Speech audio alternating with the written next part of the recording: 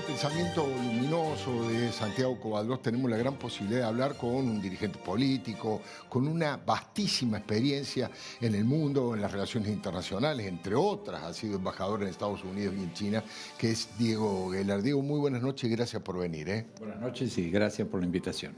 Mira, el tema de más actualidad, según ahora, ha terminado el acto que Cristina convocó en la calle Mateo, ahí en el edificio del Consejo Nacional del Partido Justicialista, diciendo que es una fusilada que vive, tratando de vincularse a los fusilamientos de José León Suárez, diciendo que ir a la cárcel ahora es una verdadera distinción de dignidad.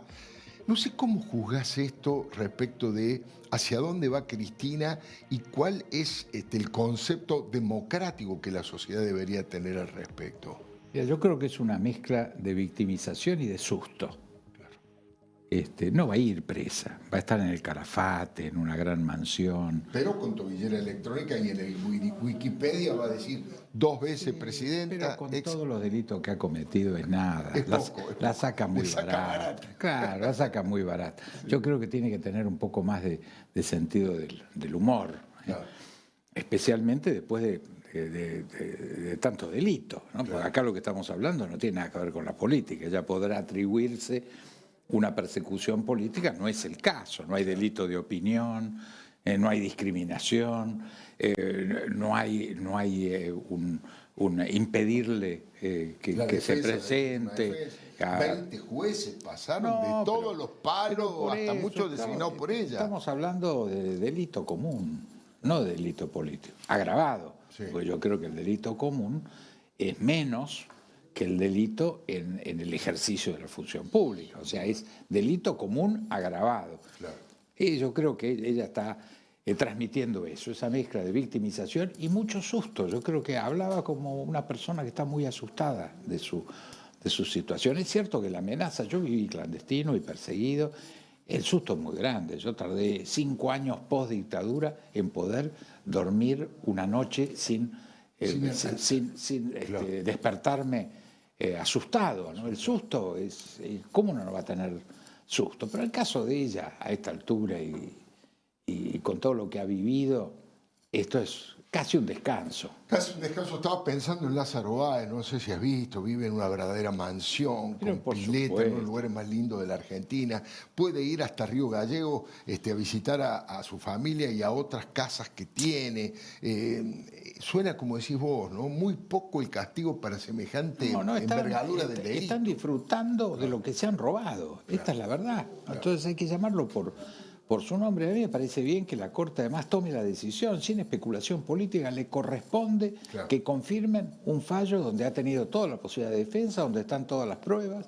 Y por lo tanto, al contrario, yo creo que esa doctrina histórica que la justicia no tiene que interferir en las decisiones políticas. No, de ninguna, acá no hay interferencia. No hay lo que corresponde. Ahora sí es cierto que hay un sector del peronismo y un sector del gobierno que piensan que para cerrar el ciclo kirchnerista sería mejor derrotarla en las urnas para cerrar eso, convertirla en mariscal de la derrota si es que ocurre, y no victimizarla como una perseguida, porque va a quedar en la historia como una perseguida, más allá de que eso no depende de nosotros y depende de la justicia, y la justicia tiene que actuar, coincido con vos, pero digo, políticamente, para cerrar el ciclo, tal vez hubiese convenido vencerla en las urnas, ¿no? Yo recuerdo que hubo esta misma especulación durante el periodo del presidente Macri.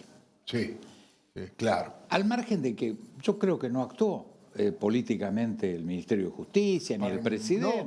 No, yo tampoco tengo información al respecto. Como creo que está actuando la justicia. Sí. Creo que la especulación no sirve. Acá estamos frente a alguien que tiene que ser juzgado, ha tenido más que suficiente tiempo, se han cubierto todas las instancias institucionales. Entonces, si la Corte decide, lo hará. La Corte también puede reabrir para juzgar si tiene que estar 12 años, como pide el fiscal, o 6. Bueno, esa es una decisión que tomará la Corte. Si quiere abrirlo, esto implicará prácticamente un nuevo juicio para evaluar que tenga una pena de 12 años o confirmar la de 6. Pero esto es una decisión que tiene que tomar la justicia. En el caso de la Corte es inapelable. Con total independencia, por supuesto. Digo, otro de los grandes temas del día de actualidad política tiene que ver con esta gira que ha hecho el presidente Javier Milei, que viéndola desde la Argentina, en la gente que no tiene la experiencia, el expertise tuyo en las relaciones internacionales, dice, la pucha, ha estado con a Marina Ayuso, ha estado con Macron, ha estado con Giorgia Meloni, ha estado con el Papa León XIV. Ahora se va a entrevistar 2 veces con el primer ministro de Israel, con Bibi Netanyahu, y es recibido en Israel. Lo estamos viendo, lo podemos ver. Hoy ha sido impactante lo de Javier Milei ahí visitando el Muro de los Lamentos y rezando junto a, bueno, al embajador argentino, a su rabino de cabecera. Ahí están las fotos, Axel Wanisch. Es una pregunta, tiene doble concepto, doble interpretación. La primera, la política internacional. ¿Es correcta ser aliado de los Estados Unidos e Israel en forma, yo diría, casi excluyente? ¿Y qué opinás de esta relación con el judaísmo y con el Estado de Israel? Bueno, son varios temas que me estás tocando, vamos a clasificarlos. Vamos a clasificarlos. El que lanzó la idea de la alineación fue Carlos Menem. Sí. Y yo era embajador en Estados Unidos, lo discutí con él. A mí no me gusta el concepto de alineación porque es sinónimo de subordinación. Sí, es acrítico. Yo lo que estoy convencido es que nosotros somos Occidente. Claro. O sea, no estamos alineados con Occidente o con Estados Unidos. Lo fuimos desde 1810. Claro. Recordemos, nosotros ya nacimos agrietados y occidentales.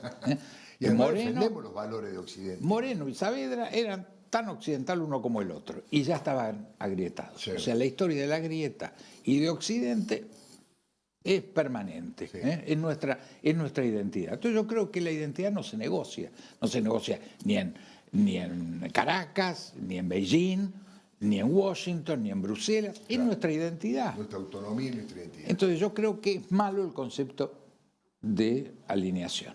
En el caso de Israel, y yo soy judío, me parece ridícula. Yo no veo ningún país del mundo que esté alineado con Israel y con un debate tan intenso como hay dentro de Israel, donde la gran mayoría de los israelíes están esperando que termine esta guerra para echarlo a Netanyahu y seguramente mandarlo preso.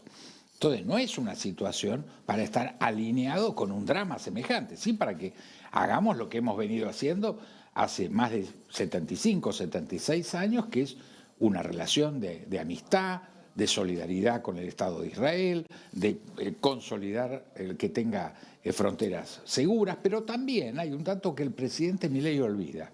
Nosotros hace 15 años, en forma pacífica, reconocimos al Estado de Palestina. Palestina tiene embajada del mismo nivel que Estados Unidos o que Israel. Hemos tomado una decisión que ha sido de avanzada en su momento, que es reconocer que existe un pueblo que no tiene Estado, y le hemos reconocido su embajada. Yo coincido con esa posición, yo creo que no hay otra solución más que el reconocimiento de los dos Estados, y eso no está explícito en la política exterior argentina. A mí me parece que es un error, no tiene nada que ver, por supuesto, con la solidaridad con el Estado de Israel y la condena a Hamás, sin lugar a dudas. Es una organización terrorista, asesina, ahí no hay nada que negociar. Pero hay un pueblo palestino que merece tener un Estado. Creo que esto no se está diciendo y me parece un error. Estaba pensando que tal vez el hecho de que no haya explotado con contundencia el antisemitismo en la Argentina como explotó en otros países, en Francia, en Inglaterra, en las propias universidades de los Estados Unidos, tiene que ver con que el gobierno no lo fomenta el antisemitismo. Yo me imaginaba que hubiese ocurrido en este momento de la historia con un gobierno de los Kirchner, alineado con chavismo, alineado con Irán, tal vez hubiese fomentado esa ola antisemita que en este caso hasta ahora, por lo menos, no ha habido grandes expresiones en la Argentina. Sin lugar a dudas, yo coincido contigo en ese sentido, creo que es muy alarmante lo que está ocurriendo en Europa, lo que está ocurriendo en Estados Unidos, pero es la expresión que dolorosamente jamás está ganando esta guerra. A ellos no les interesa el número de muertos. Dado el nivel de crueldad que tienen con su propia gente, obviamente todos hemos visto lo que fue el día 7 de octubre, la crueldad con la que atacaron, firmaron, los rehenes, sí, y no sueltan los rehenes, porque los rehenes sería la garantía de un cese el fuego. Claro. La presión sobre Israel llevaría que automáticamente soltara a los rehenes. Jamás no quiere eso. Y hay antecedentes. Recordemos que en Vietnam, Estados Unidos perdió 50.000 hombres. Vietnam, 2,5 millones. ¿Quién ganó esa guerra? No. Vietnam. Vietnam, sí. Entonces, el cálculo que hace Hamas desde un dato de frialdad de una crueldad absoluta y de una crueldad, deshumanización absoluta, es fomentar que Israel siga atacando. Además, no puede Israel hacer otra cosa con los rehenes sin ser recuperados. O sea, no tiene otra salida. Esto es de una crueldad enorme. Desde el punto de vista del mundo, cuando uno ve un ataque se materializó en 4 horas, 5 horas. Claro. El otro lleva 1 año y medio. Seguro. Entonces, la visión diaria en televisión, en los diarios, todos los días de lo que es el destrozo en Hamas, etc. Yo entiendo la gente que se rebela contra eso. Y como judío, para nosotros, en eso me pongo en primera persona, recibir la acusación de genocidio después de lo que fue el gran genocidio judío es horrible. Es horrible para estos chicas y chicos que están peleando en el medio de los escombros, educados con el calor de hogares, con sus madres, cuidando siempre que estén bien comidos, bien arropados, en el medio de esa situación deshumanizada y espantosa. Pero el gran responsable de todo esto es Hamas. Lo que no podemos olvidar es eso. Hamas podría parar esto. En segunda instancia o en primera instancia el propio Irán, que es el que monitorea y el que maneja como títere. No hay ninguna duda, pero claro, si Hamas, y hoy hay 50 y pico de rehenes, que además, desgraciadamente, seguramente la gran mayoría están muertos, ni siquiera entregan los cadáveres. Claro. Es un dato de una crueldad. Tremendo. Pero ¿qué pasa? Eso sería el pasaporte, como mínimo, un cese el fuego. ¿Cómo que no lo hacen? Porque lo más deshumanizado de esta guerra es la actitud de Hamas. Diego, me queda poco tiempo, pero te pregunto ya en lo personal. Hace un tiempo dijiste que aspirabas a ser candidato a senador por la ciudad. Eso a senador nacional. ¿Sos precandidato? ¿Vas a seguir por el PRO? Bueno, por el PRO, hoy estoy pidiéndole al PRO que hagamos una interna abierta. Ha sido un desastre, hemos tenido una derrota muy importante, sin lugar a dudas. Una interna abierta, bueno, podría generar una interna otra abierta reconvocando a Horacio Rodríguez Larreta, a los radicales, a la coalición cívica, a los peronistas republicanos, Miguel Ángel Pichetto, y yo diría al propio libertarios, a los propios libertarios, a la Libertad Avanza. Sí. ¿Por qué no hacer una gran interna del centro a la derecha y dirimir, en vez de en una mesa cerrada, y estamos todo el tiempo esperando a ver qué decide Cristian Ritondo y Pareja o Karina Milei? Hacerlo a través de las urnas. Hagámonos en las urnas una gran interna. Y quien gana, gana, y quien pierde, le levanta la mano al que ganó. Yo creo que eso sería una gran solución. Diego, como siempre, muy amable. Muchísimas gracias por haber venido. Hacemos un brevísimo corte aquí en DNews, la primera señal de noticias latinoamericana para toda América Latina.